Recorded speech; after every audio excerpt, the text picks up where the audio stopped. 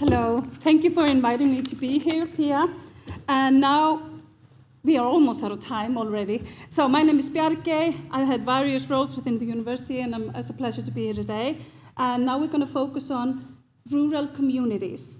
The people who are going to be here in the panel with me are Karlsdóttir, Associate Professor in Human Geography and Tourism Studies here at the University of Iceland, Dimitrios Dalaklis, Professor in Maritime Safety and Environmental Administration at Maritime University, and is also a UArctic Chair in Search and Rescue. Edward Alexander, who is the co-chair at Gwich'in Council International, Senior Arctic Lead in Permafrost Pathways, Woodwell Climate Research Center, USA. And last but not least, Javier Arnaut, Head of Department and Associate Professor at the Department of Arctic Social Science and Economics at the University of Greenland. So welcome all. So our kind of focus line that we were giving was to focus on, well, across the Arctic, rural and indigenous communities are experiencing increasing strain from environmental degradation, underfunded infrastructure, limited health access, and more, and policies that often fail to consider local perspectives. So what we are trying to do is to examine these consequences and hopefully talk about solutions as well as what talked about in the other session. So Anna, if you would start. Yes, thank you, Bjarke. I decided to address you more from the people's perspective than the environmental perspective, climate change perspective, which is also quite relevant to the community perspective, but still I feel a certain urge to mention 3 points that I feel are really putting resilience of many Arctic communities to a test. This is labor shortages and the implications of that. It's connectivities for remote rural areas and the need for infrastructure improvements. And then I think youth and the question of reproduction is quite a prominent challenge. And then I could also talk about, the multitudes of possibilities and how to harness them other than this kind of prominent natural extractive perspective that is overshadowing so many other things in the Arctic. But for labor shortages, I think that many of these large-scale industrial projects, energy and mining activities, have been a very mixed blessing with both positive economic effects, but certainly also negative implications if sustainability was the goal. And many of the smaller communities actually have challenges in just functioning on a daily basis, which means that various service occupations cry for staff, and including healthcare, childcare, elder care, retail, catering service, as well as the hospitality sector. And the way it's solved is through mainly through temporary migrant labor. And one of the main challenges then to try to strengthen resilience in the communities is to urge the politicians that it's not enough just to spur economic growth and generate jobs. It's actually quite important to build attractive and viable communities for all in remote regions as well. And then the second one that I would want to say about better connectivities and need for infrastructure improvements is that unfortunately many of the smaller communities, they have in recent decades they have in recent decades experienced an increased remoteness in disruption of connectivities. And it seems like for population to increase awareness about this decrease of empowerment, what actually makes them draw attention to themselves again is if large-scale industrial or extractive activities are a potential, or even if military needs are identified in the region. So this is what spurs infrastructure expansion in the Arctic, and I think that's highly problematic from the population point of view. I could go on, but I can maybe address some of these other issues later on. Thank you, Anna. This was very on point. And now, Dimitrios, your perspective comes from maritime safety.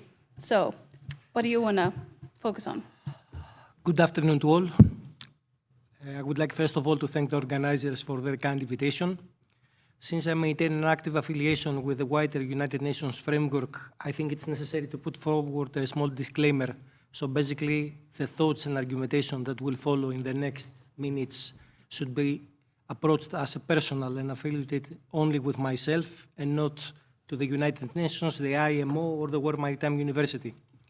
Since the moderator has asked me also to kind of intimidate you and make sure that you don't fall asleep, let me ask you, how many of you know the Sea Legend ship operating company and the ship Bosporus Bridge?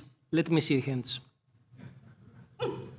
No hands. So that means either we are poor students or poor professors. Since I'll try to avoid both these terms, let me bring to your attention that this Chinese company, so I hope now you're awake, operated the specific ship that, no matter the name, crossed within 20 days the Northern Sea route and connected an average Chinese port with the UK. Since my formal research activities are dealing with search and rescue and oil pollution, I'm just wondering loud, what are the capacities of local communities to respond into a large-scale oil spill? And what will be the impact of a large disaster, if I can use the terminology, both to the business future of the Arctic as well as on shipping activities? Of course, I do applaud the fact that the IMO, on the first time on a preemptive approach, has put forward the Polar Code that is ensuring a level playing field, safer shipping opportunities and operating environment in the Arctic. However, remember, it is not a magic flute. It's also necessary to facilitate innovation, so that means that standards are not always welcomed. In terms of local communities, the first and most important threat that I see in my research is transportation and infrastructure challenges. I'll use the term challenges in a political correct terminology.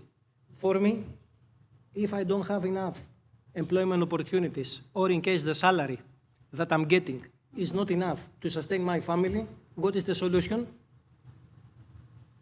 Either I migrate to a larger city, or I don't marry, or I marry in a different age, and maybe it is too late to have kids.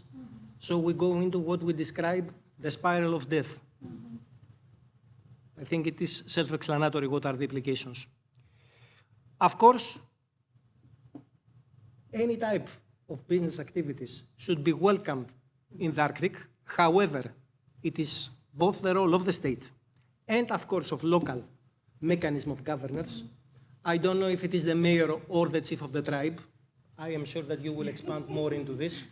But in a way that the so-called principle of corporate governance is there. So if we have a business initiative, that business initiative should, by regulation and by close monitoring, ensure that it gives back to the community. Let's say, for example, I am planning a mining for rare minerals. Yes, I'm happy to take it as long as you provide roads,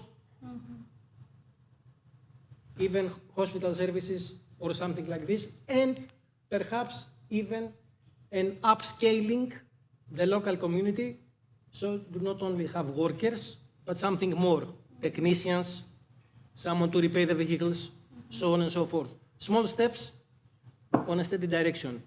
I am Greek, I can keep talk forever. We have a saying, never give the Greek a microphone, but I'll stop here and we'll wait from the questions from the audience. We will just turn it off if you keep on. But this is very interesting when it comes to, because we've seen examples of this, huge like power plants coming into rural communities, building roads and changing everything. Now I would like to give the floor to Edward. What's your perspective? Masi Choshalagnai. Shoji Edward Alexander Oji, Gwich'in, what's in Italy. I wanted to talk to you guys about a little something that's a little different than the technical details of what we just heard. But right now in Alaska, there's 1,800 people in shelters because of Typhoon Halong. There's 2 communities that have pretty much been completely destroyed. 49 communities have been affected. And when we think about resilience in a context like this, we think about resilience in the context of what's happened with Typhoon Halong, Typhoon Merbok, and then what's happened with the circumpolar wildland fire crisis of 180 million acres burning over the last 20 years. How does it relate to resilience in a small community? When I just started my remarks, I said Shalaknai, which means my relations, all my relatives here, and we're forming this moment of relationality, you to me and to the stories that I'm giving you, and then to me to all of you. The community I'm from is a fly-in only community in Alaska. It's just north of the Arctic Circle. I'm a fisherman. I fished for Yukon River salmon my entire life until the Yukon River salmon collapsed. My way of life was dependent on my fish net. My social standing in my community was dependent on my ability to bring in fish. My source of food, my food security, all of those things were tied to my life as a fisherman. Where I'm from, there's a particular relationship with spiders, believe it or not. We hold spiders in extremely high regard. We call them Kekwalatvilik, the creator's pet. And so, and it's interesting to me that out of all creatures that are out there that we would talk about a spider. But as a fisherman, I appreciate the spider uniquely because it casts a net too, right? And it lives off of its catch. And it's dependent on its net just as much as I'm dependent upon my net. And in a very real way, I think that metaphorically, our communities and us as individuals are dependent on a net of unseen connections to other things that we don't often acknowledge, except for in moments of crisis. When somebody dies, we recognize our relationship with other friends that maybe we haven't seen. When we're hungry, we recognize our relationship to people who are giving us food. When we have these challenges, all of a sudden we can remember the importance of our relationality. And when we think about resilience to climate crises in the north, just like a fish net can break for a lot of reasons.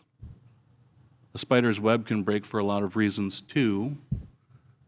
And community resilience has a bounce back point as well, and a point where it breaks. And we're seeing that today with Kwigillingok and Kipnuk and small communities that are still inundated with water, right? And they're strained to the breaking point of their relationality.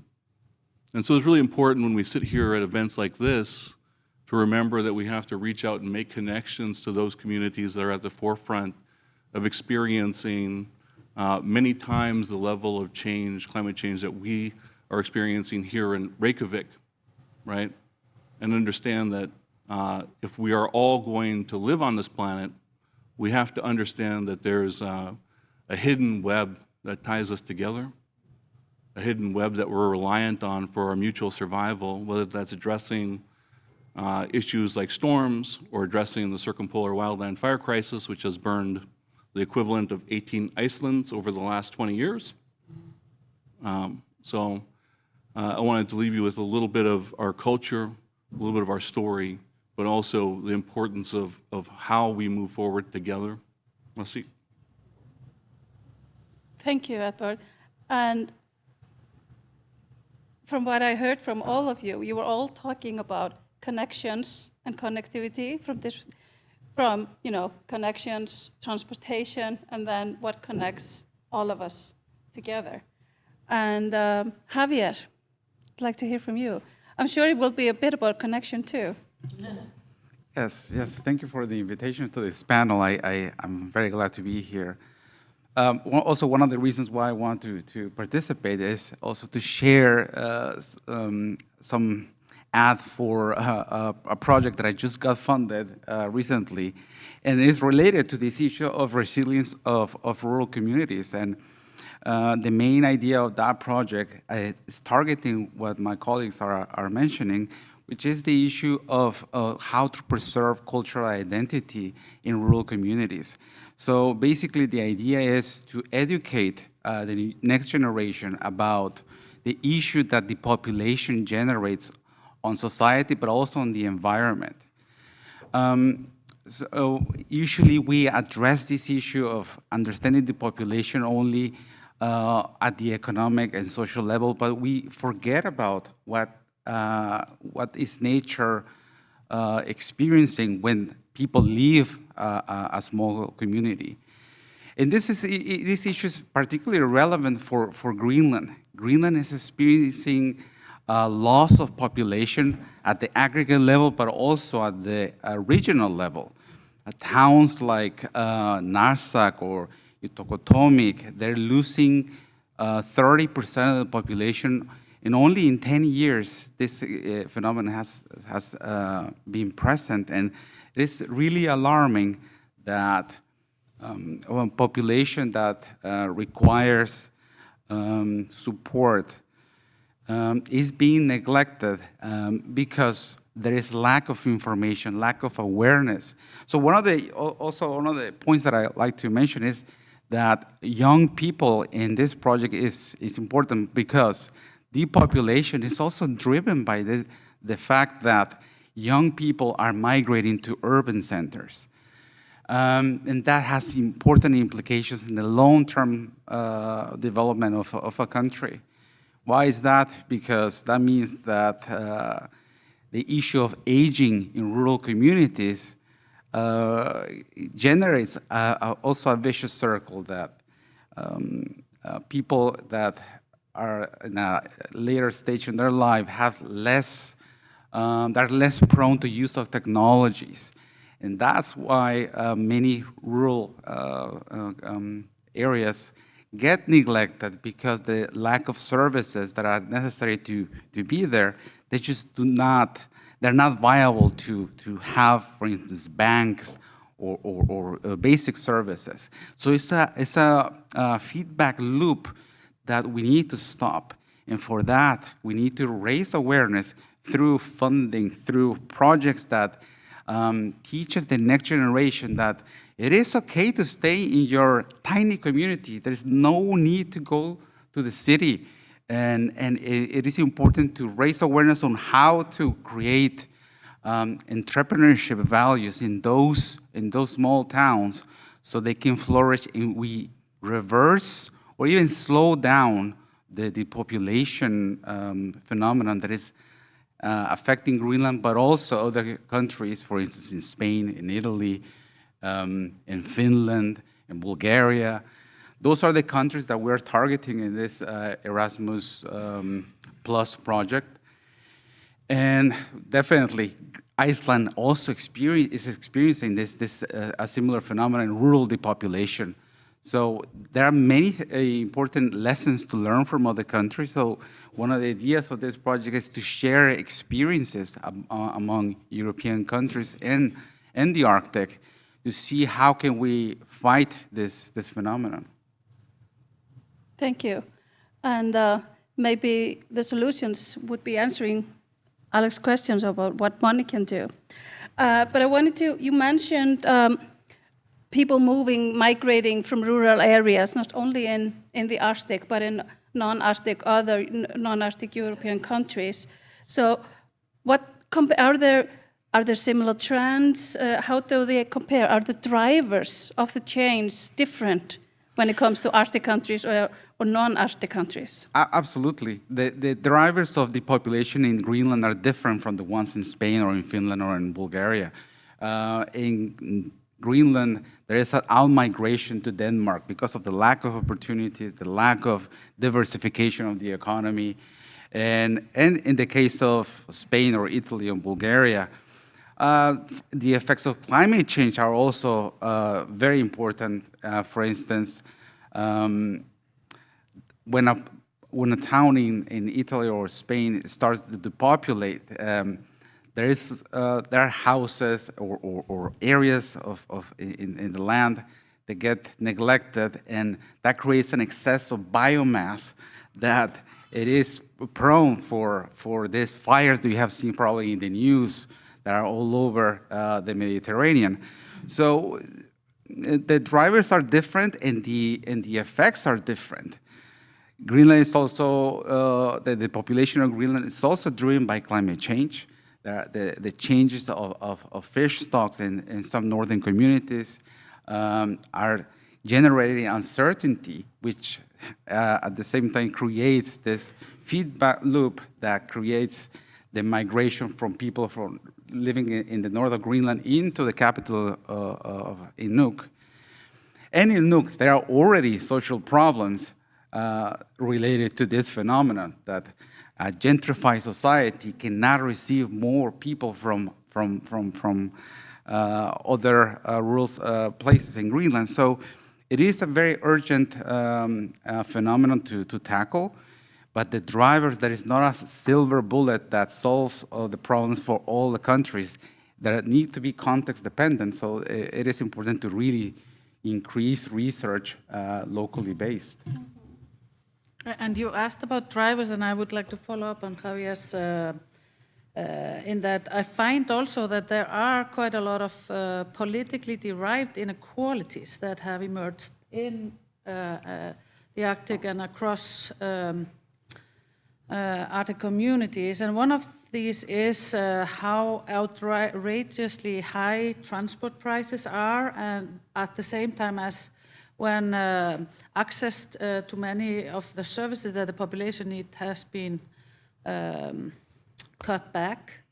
And I think it's a food for thought for the population, or for politicians, that while they are kind of worried about out-migration and the region suffering from like aging demographic trends, why are they not fighting for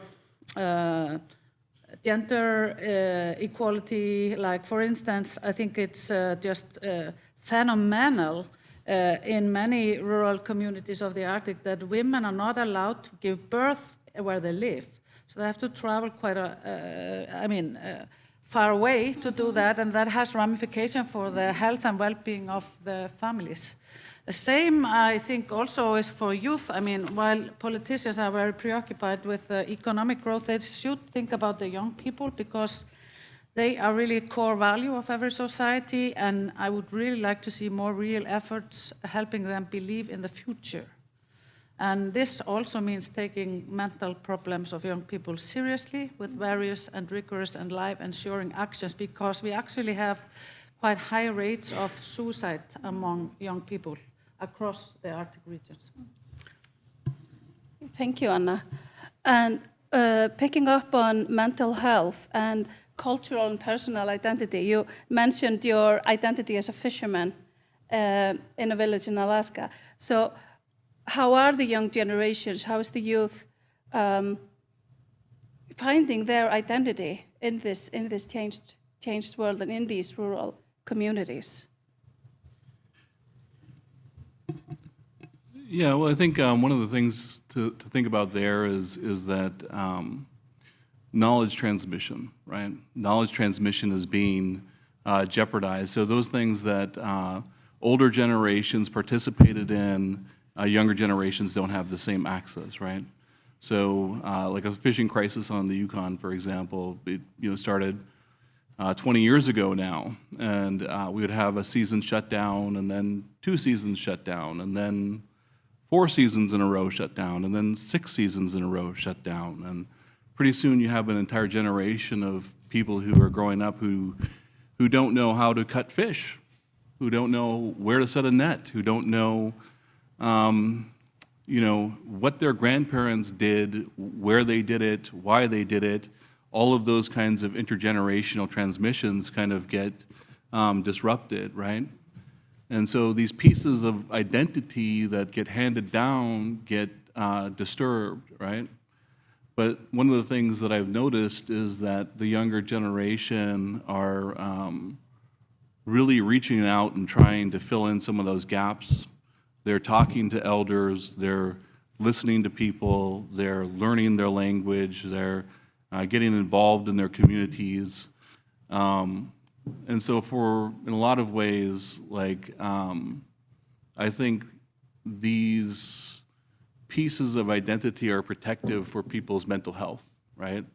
So understanding all of the different relationships of things is really protective for a person. I remember, like, one child, I was teaching in a very remote school, and he was very depressed and not feeling well, and we had a lesson where he learned all the medicinal nature of plants, right? And so at the end of about 2 months of working with elders, they learned all the medicinal usages of the plants that are in the region. And as the final test, we sent him out and we said, go find us a plant that's not medicinal. And the boy left and came back pretty angry with me. And after about 3-4 hours, and he said, I can't find anything that's not medicinal out here, right? And he was pretty mad about it. And I was like, well, now you pass, right? And so his expression, his demeanor, like the energy that he carried himself with, it just illuminated, right? It was not like a light bulb went on above his head, but it was like the light bulb inside of him went on, right? And all of a sudden, like, I talked about a spider earlier, but seeing that web of interrelationship between himself and the environment became really clear to him. And so I think it's kind of, there's lots and lots of examples of that, but you have to have people who are interested, and you also have to have adults and elderly people who have the right priority, and also the time. I mean, one of the things that we see right now with Merbok or, this latest typhoon Halong, like, people are not doing cultural transmission of all of these things because their communities are destroyed, their food sources are destroyed, right? And so it's important to have a healthy context in the society to have that healthy transmission go on. Thank you. You talked about, communities and societies being destroyed, and we've talked about disasters, and you're focusing on research now on search and rescue. But they are obviously risks, Dimitrios, but are the kind of small small kind of loss of infrastructure step by step, is that even more of a risk than the disaster ones? Before I provide you with my answer, let me borrow the content of my previous speaker and bring into discussion 2 terms that I consider very important, and I have not seen them being brought to the discussion. So obviously, if I cannot have a bright future in the place that I was born, most likely I will change the location that I'm living. We can say that I migrate. Obviously, the case that you described can be a very useful example of re-skilling. So, if 6 years in a row I cannot fish, maybe it is the time to become a hunter. Or maybe it is the time to develop my own moose farm.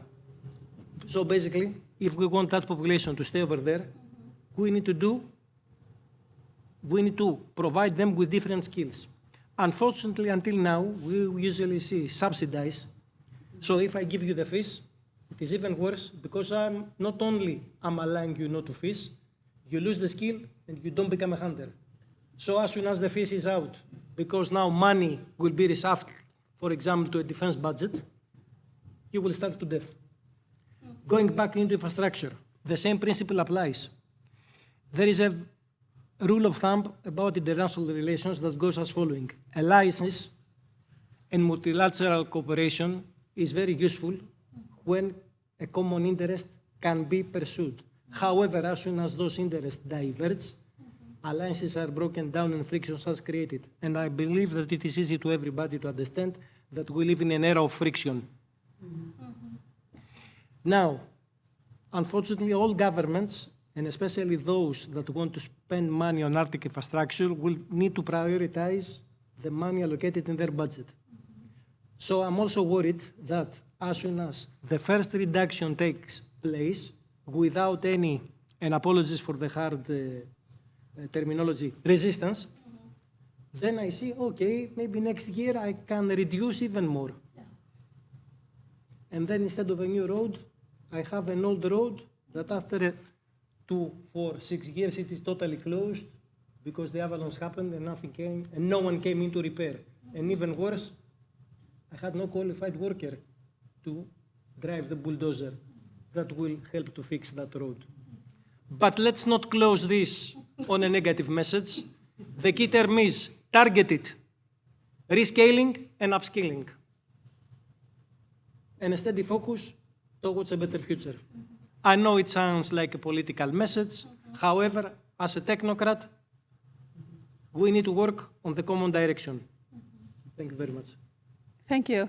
And maybe, because we are almost out of time, if we end with you, Anna, so how should we address the political leaders? You know, what questions to ask them? What do we need? What to do? Well, it's not an easy question, but I think one of the things that could be very useful for the political scene to consider is this symbiosis between these large-scale activities and possibilities for more sustainable economic development in form of smaller scale local resource productions, families, and subsistence. And I think Edward excellently addressed different cosmology that non-indigenous population of the Arctic could learn quite a lot from, that we are part of a web of life. And if we do not maintain that, then the communities are in jeopardy. And that this, I think, could be a very worthy lesson for politicians to learn. Thank you. And I think this is, you know, an optimistic note to end on about the connectivity of all of us, connection of people and of nature. So we are out of time. Thank you very much for your participation. Thank you all.